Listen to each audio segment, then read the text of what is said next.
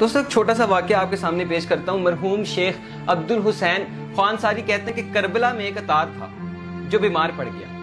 اس نے اپنا سارا مال و اسباب معالجہ کی گھر سے بازار میں فروخت کر دیا، لیکن کوئی فائدہ حاصل نہیں ہوا۔ تمام طبیبوں اور ڈاکٹروں نے نا امیدی کا اظہار کر دیا۔ کہتے ہیں ایک روز اس کی عیادت کے لیے اس کی منزل پر گیا، کافی طبیعت خراب تھی۔ اپنے بیٹے سے کہہ رہا تھا کہ گھر کے سارے سامان کو سمیٹو اور بازار میں جا کر بیچا، جو درہم و دینار ملے اسے لا کر معالجہ پر خرچ کر دو تاکہ سکون مل جائے۔ ٹھیک ہونا ہوا تو ٹھیک ہو جاؤں گا یا اس دنیا سے رخصت ہو جاؤں گا۔ خوانصاری صاحب نے فرمایا کہ میں نے اسے پوچھا کہ آپ کیسی باتیں کر رہے ہیں؟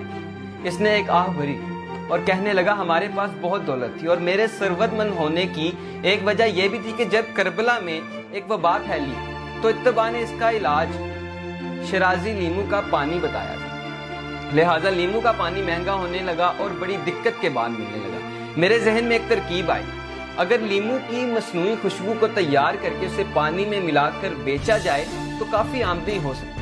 میں نے صورت اپنائی اور بہت جلد ہی کربلا میں صرف میری دکان تھی، ہر طرف میرا ہی چرچا تھا، غرض یہ کہ اچھی خاصی دولت بھی کما چکا تھا، لیکن زیادہ مدت نہ گزری تھی کہ اس مرض میں خود ہی مبتلا ہو گیا۔